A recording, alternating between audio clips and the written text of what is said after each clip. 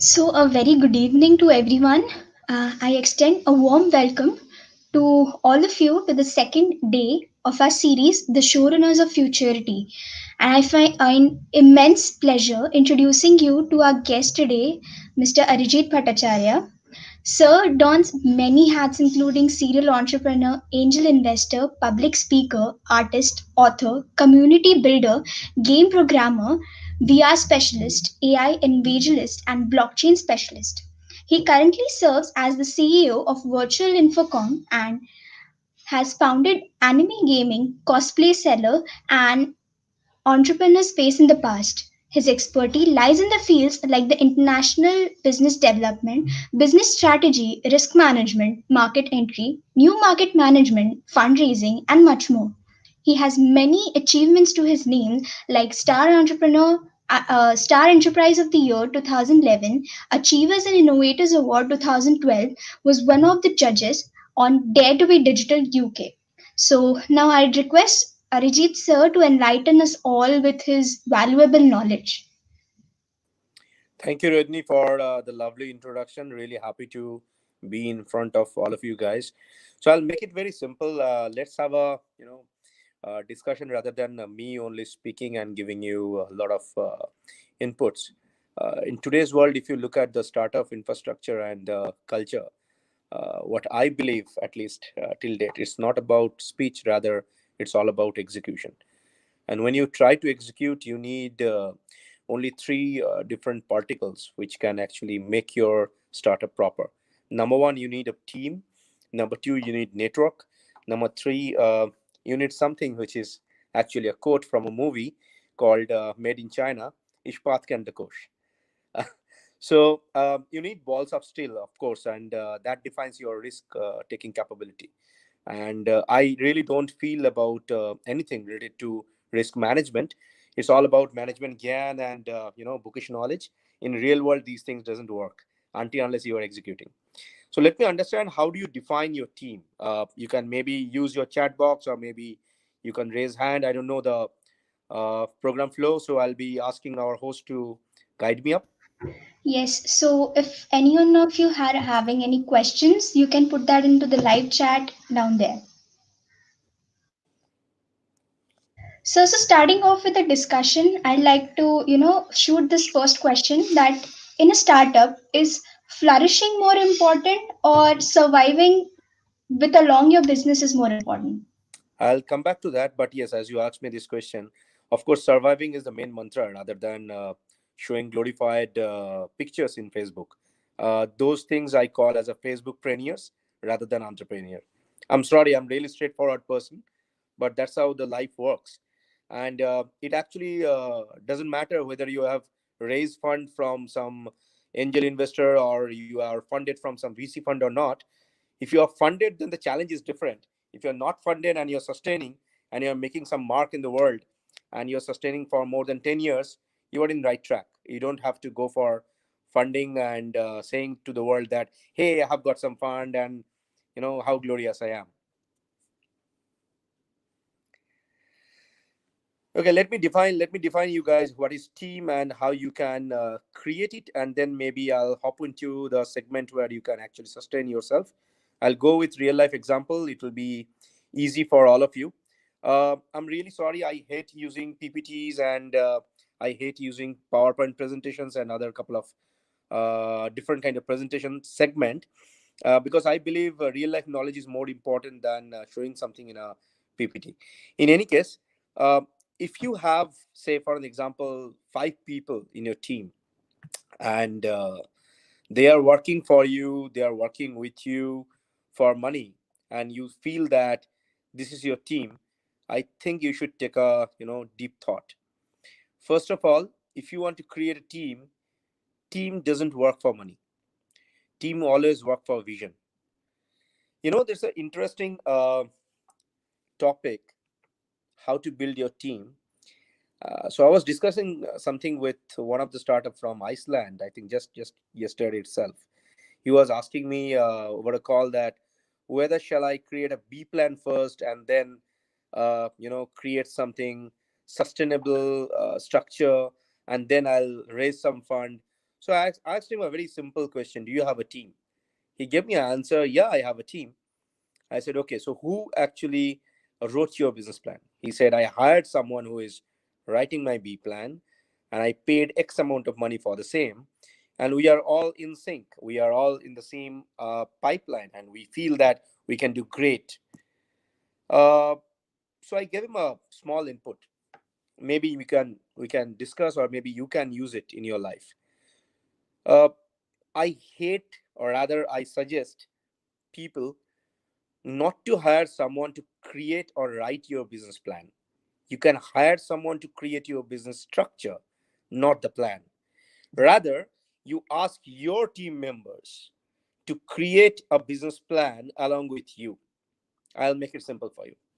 Say, for an example, you have got some person who is good in marketing. You're saying that that fellow is your CMO, and you have someone who is your CEO, who is actually cash extraction officer rather than chief marketing officer or chief executive officer. Okay, that fellow is really good in extracting cash from the market. And you have someone who is great in HR, and you have someone who is maybe great in operation, and you feel that this is your perfect team. uh, Before landing into the business plan by your own, you ask your this team people to write a plan on their own. Language can be different, but if you get the same vision, you will feel this is your writing. So before you ask somebody to join and give them payment, give them salary, ask them to write about who you are, what is your business, and what is their vision to take that business from level 0 to maybe level 5. It can be level 7, doesn't matter. Ask them to put it for a complete 3 years projection pipeline. Don't bother about the numbers. Let them write. I'll tell you what will happen. Eventually, you'll understand that these guys are with you, in sync with you, same vision. They will sustain, they will continue the journey. Or no, this is just a myth that you have in your mind, that you are paying so and so salary. That's the reason this fellow is with you. So, in initial days, you can actually do this kind of small hack to understand whether you have a good team or you have a bunch of employees. That's one of the most important factor to sustain your venture. Now, for an example, you have a great team, and you feel someone is there who is maybe investing X amount of money, and you feel that that is great, and he is asking for 30% equity in your organization. You're okay to dilute, and everything looks very, glorious. Please understand, if I am a strategic investor into this startup market, I'm not at all investing in you out of love. I'm investing in you so that I can multiply my money. Let me very, very honest. Okay. And the second factor is, if you can disrupt something which is not there in the market. For an example, you create a model maybe in Australia where maybe Swiggy is not working, and you're just like Swiggy, which is giving the same similar kind of service. That works for me. And I can see that your team strength is great. You have awesome people, all are there in same vision, same kind of mindset. And you can tell me, okay, fine, after 5 years, this is my ROI. And that is completely, in sync with the vision that you have, which is not floated or taken from Google. You know, if you have that kind of structure, if you have that kind of vision, usually getting funding is not a big deal nowadays. But please understand, it's just like finding the best life partner for you. Okay, it's not that easy.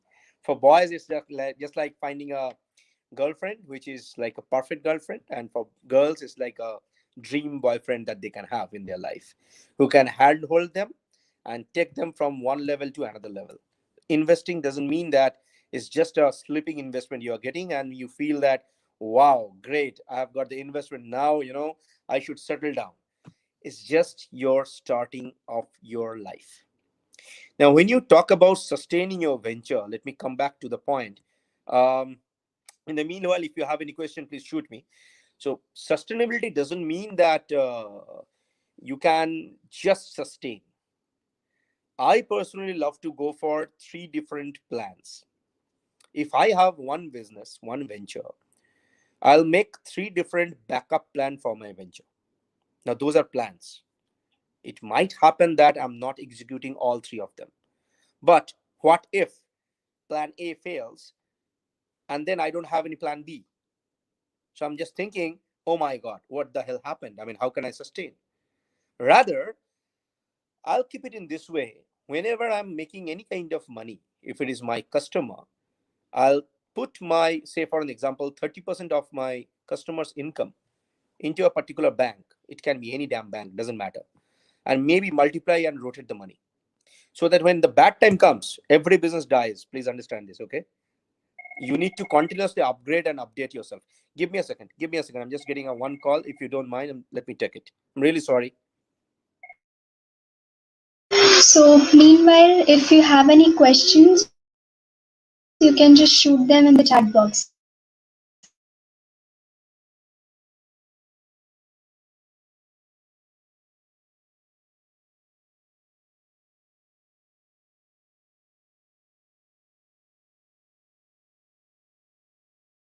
Mr. Ashish Vyas, he will let you know that whether the medicine is there or not. I don't know. It's your employee. Is downstairs. Yeah, yeah. Please check. Yeah, yeah. So sorry. Um, where was I? I'm really sorry. I just had a twist in my anklet, and I'm in Dubai, so I called for a doctor. So really sorry, got that call. Yeah. So we are talking about planning for your venture and creating a backup plan. When you go for any kind of backup plan, it might happen that your plan B is not working properly. It can happen that your plan B works perfectly, and you feel that, okay, fine, out of that plan, I should manage my finance in such a way so that when bad time comes, I don't have to look for plan C. It's all about managing your money. It's all about how should I define? It's all about managing a money just like a bank. For an example, if you have customer money, like maybe 100 rupees you have got, and you feel that my profit is around 20%. So you got 20 rupees in your pocket, and you feel that, you know what, I should buy a new laptop for me, I should buy a new mobile for me, or rather, I should go for a party. All agreed, doesn't matter. You can always party, you can always chill around, but not on company's money. Your company is a separate entity. That's a separate entity, right? So are you doing a party just for the benefit of the organization, or you are just chilling around? If you have that second thought, I'm not sure whether I'll go with you or not. If you're investing money on yourself, maybe buying a new tie, maybe a new suit, so that you can look dashing and go for a business meetup, I agree, completely agree. That's an investment that you're doing for the benefit of getting more business, more venture. That's perfectly fine. But when you are actually going for rolling of your fund, rolling of your money, I'll prefer 30% of that profit. I should keep it in some bank so that I can roll it. Number one. Number two, I should go for a market expansion. Number three, I should hire someone who can do my brand building and PR. That's more important nowadays. Okay. Um, Definitely. and of course, when you think of, okay, fine, I'm good in finance, I need some amount of market entry support, I need someone to guide me on where I can get those kind of consumers and customer. Well, there are process. Please understand, if you have any business, if you are way ahead of your time, which happened to me earlier days, okay, when I started back in 1998. I was 17 then. And when I was talking about making games in Indian market, where there was no broadband, there was no smartphone, there was no mobile phone, it was only a base phone with limited resources, people laughed at me. So I had to create my own market in Western countries. I had to sell myself, move from India. to some other, part of the world, so that I can at least sustain myself. And parallelly, I started a training institute so that my HR problem is not there. uh, so when you make some kind of technology company, it might happen that you don't have resources which can support you. So for that, my point of view was, I'll create my own people. That's what I did. Okay. Could you just check? Yeah. And that worked. Now I'll be very open. I'll be most probably giving you one example, which is one of my mentee company. They were basically a hardware technology company, started in India. And give me a second. Give me a second. I'm really sorry.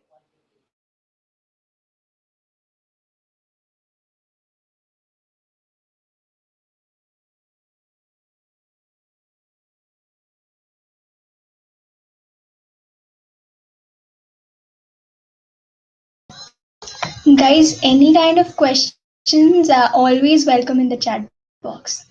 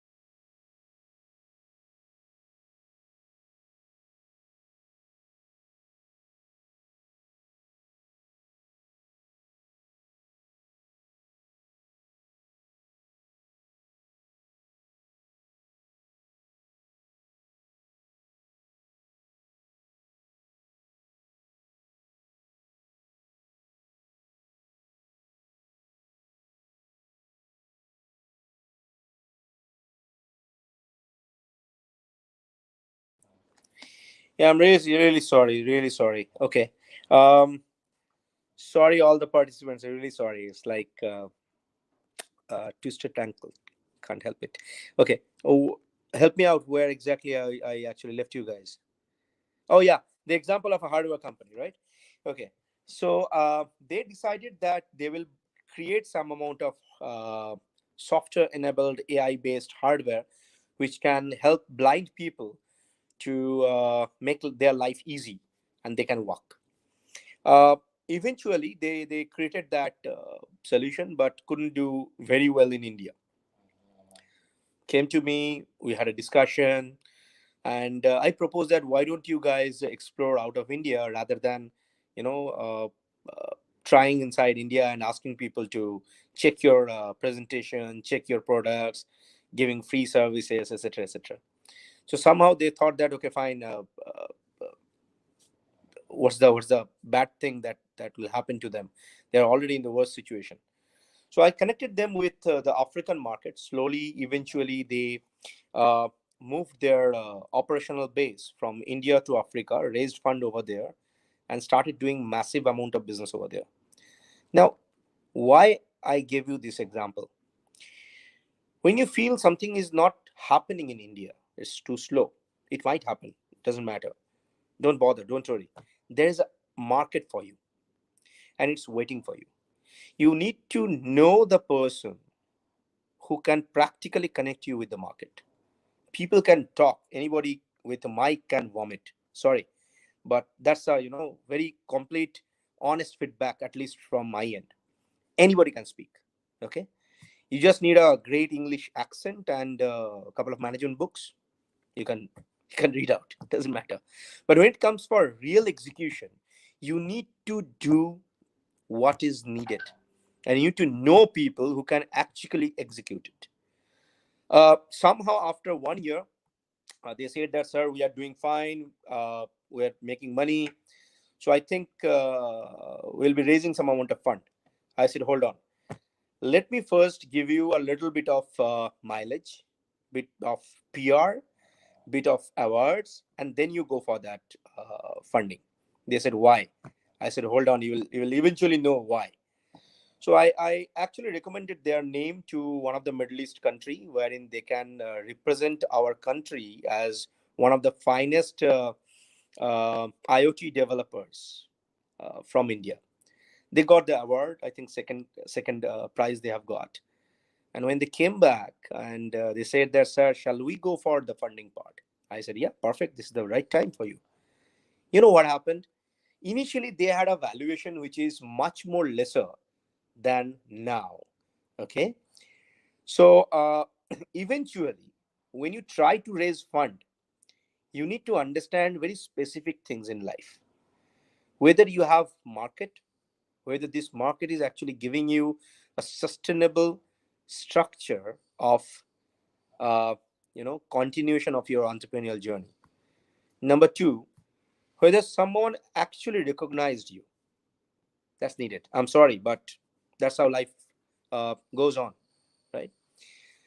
The third important part when you raise money, are you open to take someone in your family who will be most probably asking a lot, saying a lot of things, and then eventually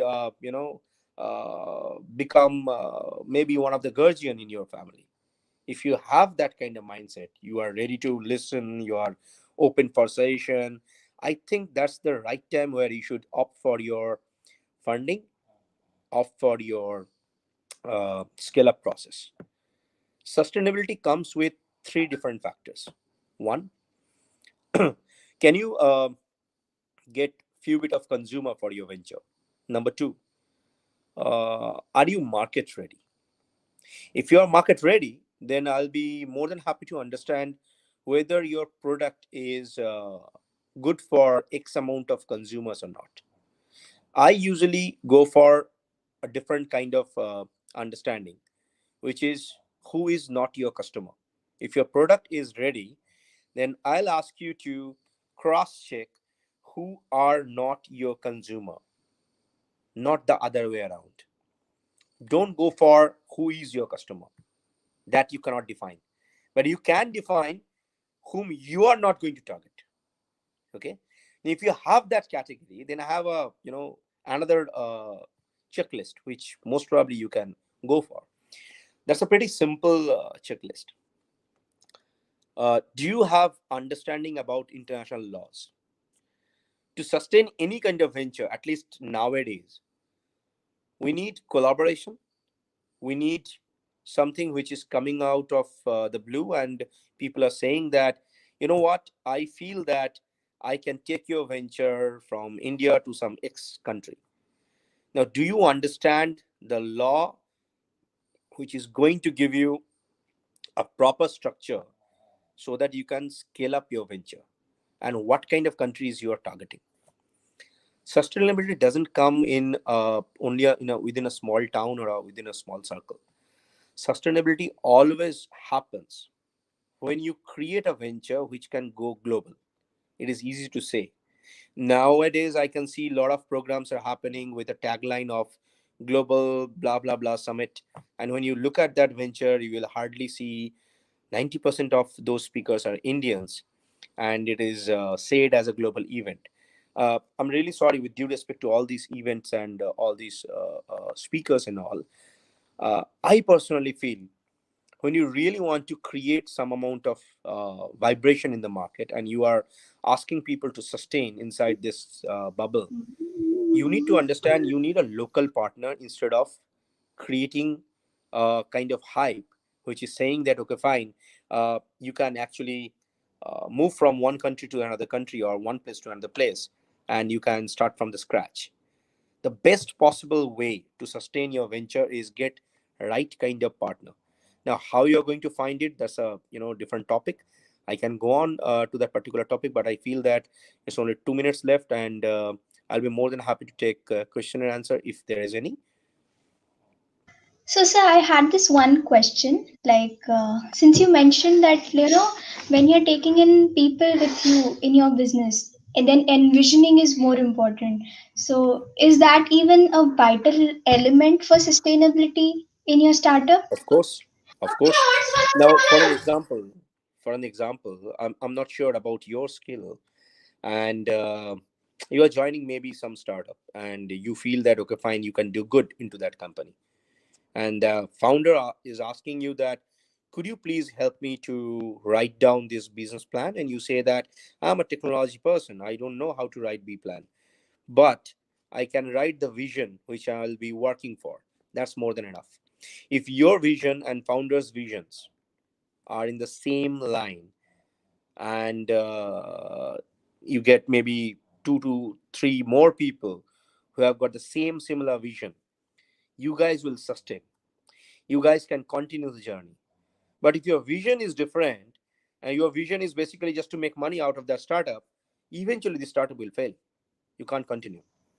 Okay, That's the basic. It's the basic. right. So do we have any questions? Yeah. What's your favorite part about entrepreneurship?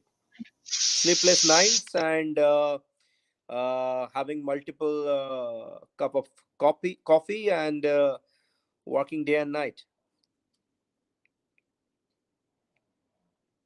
So that's great. Means How you think the participant? I can't read. Could you please read for me? so yes, Pranav says, how do you think that the perception of sustainability will change in the future? How will it affect the businesses? Super question. Thank you for the question, Pranav. Well, I'll go for a live example in this case. In the southern part of Africa, during this COVID time, multiple number of hotels they actually lost business. Okay, what they did, the whole association they declared a policy by making a statement. If you are working in an office and you don't have the permission to open your office now, what we can offer our hotel premises. You can ask your employees to stay inside our room, complete separate rooms, you know, and I'm not going to charge you on a profit basis. Rather, I'll be charging you only the service fees. In any way I have to pay my employees. In any way I have to run the show. In any case I have to clean this hotel.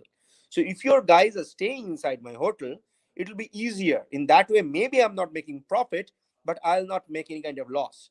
And from the office point of view, what happened, they didn't get the permission because they can't sit inside one closed door ambience. But when they put their employees in separate different rooms, it's easy for them. They can actually shift from their usual different location into a complete common place with their family, and they can stay and they can work. That's one of the best example where you get how people collaborated for future work, and this is happening worldwide. Maybe India should learn from these third world countries how they are changing their strategy and how they are sustaining themselves. So with the current economic status of our country, that like regarding the GDP and etc., what specific advice would you give to upcoming entrepreneurs? Is it related to GDP or is it related to entrepreneurs only? If it is GDP, No, because I'm not a politician. I shouldn't answer this. no, not regarding the GDP, but having the current picture in mind, people are kind of hesitant to get into businesses now. So they don't know whether or not they will be able to get through this phase. So that fear. So how will you eliminate that fear from the minds of upcoming entrepreneurs? Okay. Let me ask you one very simple question. I mean, during this pandemic, uh, did you ever thought that I shouldn't eat? No, sir. Did you ever thought It's that not. I shouldn't drink? No. Have you ever thought that you know what, I shouldn't buy any kind of new clothes for myself or new books? No. Not really. So if there is a need during pandemic or after pandemic, the need will be increased. It is not going to be decreased. Please understand, for the last couple of months, factories are closed. Okay. When there is a market need, you have to supply. When you have to supply, you have to overwork. And when you overwork, your profit automatically goes up.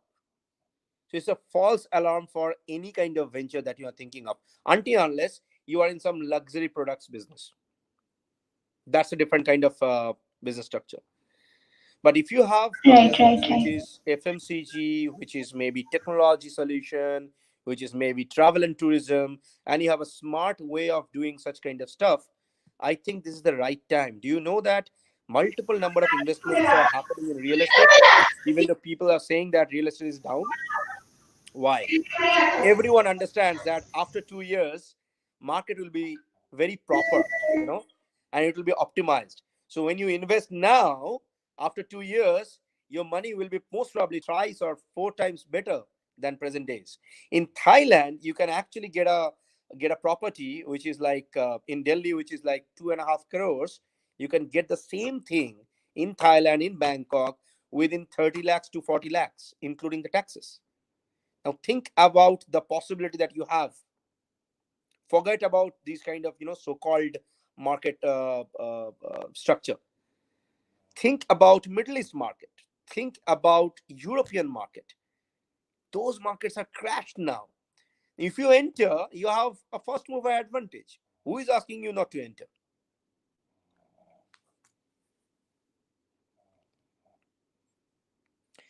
Should So startup Sham focus Krishna on asked, corporate should or environmental startups, yeah. sustainability? Okay, now that's a difficult two different direction, honestly speaking. Now when you go for corporate sustainability, that's a different kind of infrastructure and focus area. When you go for uh, any kind of structure which is environmental, that's different kind of focus area. Now, you just can't compare between biryani and fried rice. It's just not done. Somebody love biryani, Mughlai. Somebody loves Chinese. So you can't just compare. But yes, if you ask me, it depends on your market and depends on your market size. But yes, I'll be focusing on environmental sustainability rather than the corporate one. That is going to stay, and there will be a number of policy from government which might support the startups.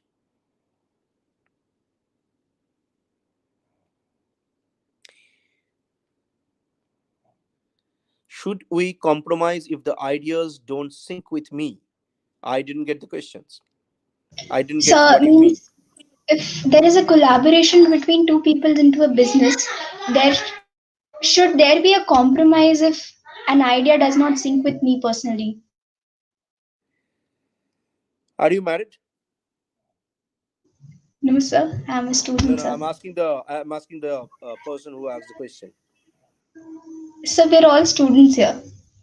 Okay. Do you have? Is it a male or a female? So yeah, Sham he's a Krishna male. is a male, right? Do you have a girlfriend, Sham Krishna? Just say yes and no. I'll give you the answer.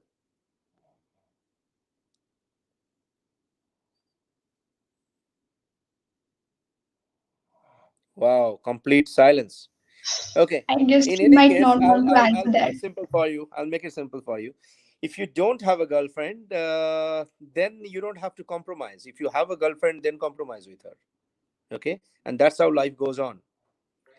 So if you feel the person you are working with is your life partner, I mean, jokes apart, it can be your partner who is going to continue with you maybe for next eternity, then please compromise with that.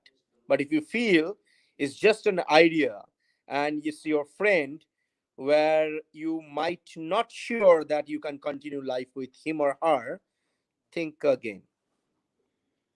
It doesn't matter what idea it is, it doesn't matter how you are executing. It matters how human being you both are. Otherwise, you can't sustain. Trust me. I've seen companies they just couldn't sustain just because of the partnership that they have. There was a communication gap between the partners, and then they break away, and the finest beautiful thing didn't happen just because of the foolishness of two people.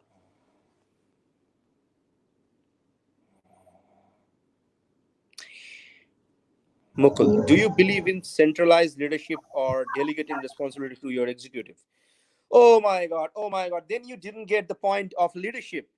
If you are a leader, you need to create leaders. Come on. There is no concept of centralized leadership, at least from my dictionary. If you are a leader, it has to be decentralized. Otherwise, how can you sustain? How can you grow? You just can't.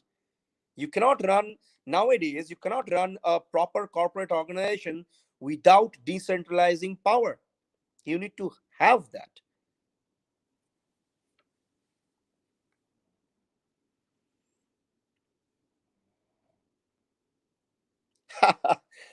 Beautiful. Well, that's a history actually. So when I started, nobody helped me to raise money. Number one. Number two, nobody invested in me. And practically speaking, I never ever wanted large amount of investors to invest in my venture. Rather, I wanted to create my own legacy. Whatever it can be, 5 rupees, it can be 50 million. I didn't care.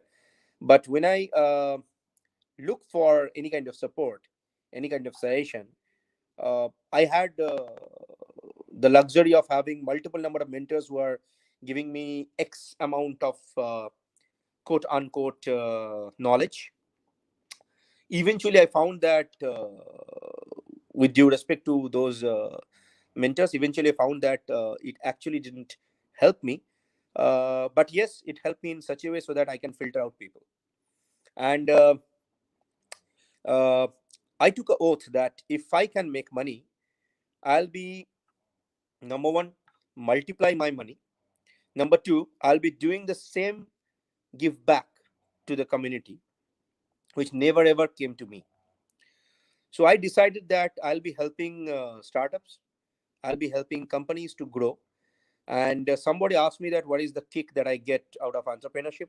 That's the kick that I get. If I see someone is growing, someone is doing well, I feel really really happy, and I get very pleasure, calm, and quiet sleep. So that's one of the reason that put me in the investor tag. Unfortunately or fortunately, somehow I invested. Sometimes I invest my own name and time. Sometimes I invest money. Sometimes I raise fund from some third party and help someone to grow. But it really takes time. So nowadays, people usually don't come to me because I usually take a lot of time of theirs to understand them and then understand their business. But it's just like. Um I really don't take more than five mentee or more than five companies to scale up. That's beyond my limitation. So I created one company which is basically a investment banking company. I have one called Entrepreneurs Face in India, and I have another in Australia called Avalue Global. So we, as a organization, we help people to raise fund. Sometimes we co-invest. When you co-invest, we go for complete equity. When we don't co-invest, when we raise fund, we go for a percentage.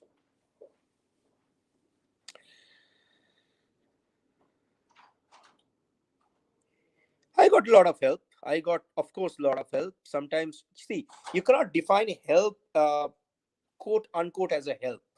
You know, when you don't get help, that's also an help.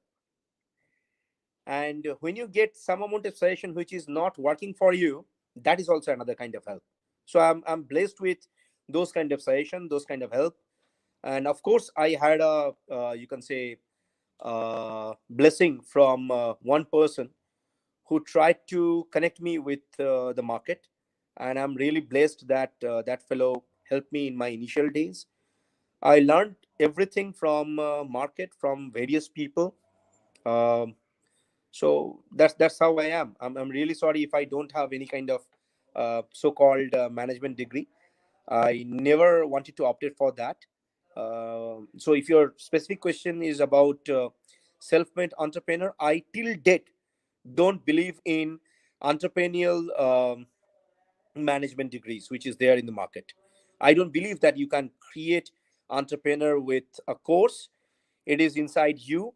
You can help them to understand the management. You can help them to understand how to get the market. You can help them to understand how to deal with money.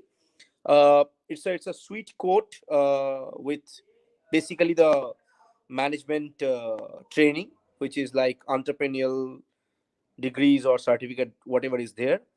Um, Specifically, I feel it's helping startups to understand how to deal with the market, how to grab the market, and how to understand the finance. That's more required. So whatever degrees and diploma, whatever I did just because of a challenge. So when I left BE, I don't know whether you know my life story or not. So I used to be a science student, and I never thought that I'll be understanding money market. So when I decided that I'll be a businessman, in my days it was not a option to choose entrepreneurship, because entrepreneurship very word was unheard in India, right? So when I decided I'll be doing my own venture, and that is also in technology, and that is also in something which is not very hard in India, um, it was a very different ballgame for me. So my decision was like, I'll be leaving BE. So I did that for 1 month only, and then I found that BE is not going to give me any kind of knowledge on commerce or dealing with money. So I left that. I joined economics. So my combination used to be economics, statistics, and mathematics. And then I did my MCA. While doing that, I did a couple of certifications. Why I'm sharing this? Because I gave a word to my father that whatever degree and diploma he is looking for, I'll be giving it to him. And in return, he can let me do my business. So that was a deal, my first deal in my life that happened. So that's one of the you can say mentorship that I got from my father. To get something, you have to give away something, right? And of course, you have to earn your own money so that you can sustain yourself. I did a lot in life, like I used to walk around 5 miles each and every day so that I can buy some cheap products, so that I can assemble few machines to sell to my consumers. And that's how I used to get 3000 rupees profit on each system that I'm selling. And I explored the market, which is not very conventional usual market to sell games. There used to be CD market, which is like they used to copy a lot of CDs in those days. And I had a discussion with these fellows, and they told me that, are these games unique? I said, yeah, you are not going to get it anywhere in the market because it is done by us. So why don't you sell it? And for each and every sell, you give 50% revenue cut to us. People don't opt for this kind of market. You know what? They feel that these guys are not literate, they are illiterate guys. What will happen? But trust me, there was no paperwork. Everything happened on trust. And I continued that business for around 3 years, continuous basis, out of only trust. Now, when you give a complete logical copy, and they are making multiple copy of that game CD of yours, selling it in the market, you don't have any kind of clue how much money they are making. But they used to maintain the paper and the total sheet which they used to show me. You need to understand the basic part of entrepreneurship. Self-made or mentors, it doesn't matter. These are the mentors. These are your learning curve. Never ever opt for a physical mentor. Opt for the market. Learn from nature. Learn from the real market. I'm really sorry, maybe you guys are more techie than me. You are actually maybe using some notebook.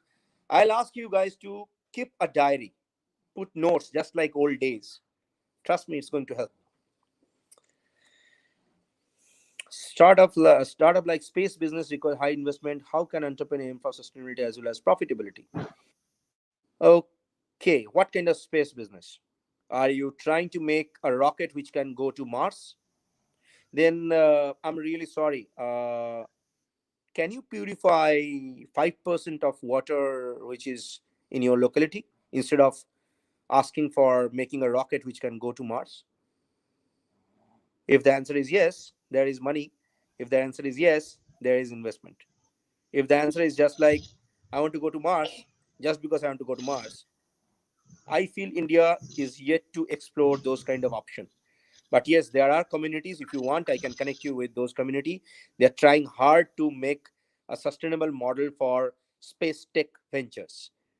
So I'm not sure whether you're talking about space tech or space business.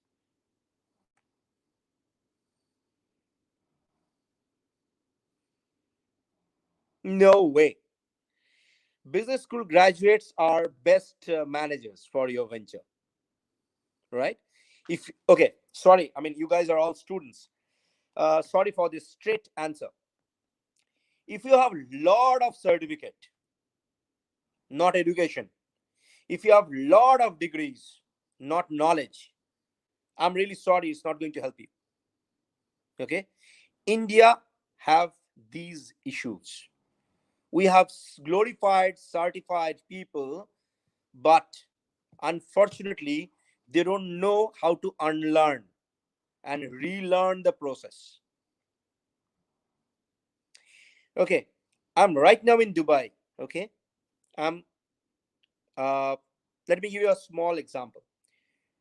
When you try to do business in any Middle East country and you feel that I should have a company over here, there are various different process. We call it as international legal management system. Great. Now let me ask you, then why do you need a legal body to scale up your venture from India to a particular nation, wherein being as a business school graduate, you don't know where to go? Then what's the point of your degree? You have got some international certification, you know the international laws, then why do you need someone to guide where exactly you can set up your farm? Trust me, that's the real case. Now those knowledge is there when you are learning from Finland. These knowledge is there when you're learning from Singapore. I'm really sorry if I'm hurting someone's spirit or maybe some education system, but somehow that is needed, at least in India. We are teaching a lot of theory, but when it comes to the real life execution, we are not there yet. But after your graduation, when you are there in the market, you are the finest person on earth, anywhere in the globe, who are working much more faster and smarter than any other race. Indians are rocking like anything. The main reason is we are jugadus. Could you please read it for me? I'm really sorry, I Yes, can't. yes, sir. Mukul says a leader has responsibility to both his or her employees as well as his investors and shareholders. Any tips to effectively manage that? Treat them as your own family. Easiest one way, single one liner answer. That explains a lot, sir. So I guess we have all caught up with the questions. So any last, golden words for our audience? I don't know. I don't really go for gold.